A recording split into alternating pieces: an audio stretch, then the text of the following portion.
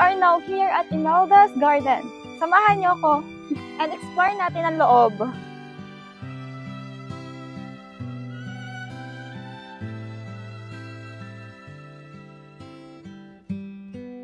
And Aubrey was her name, a not so very ordinary girl or name, but who's to blame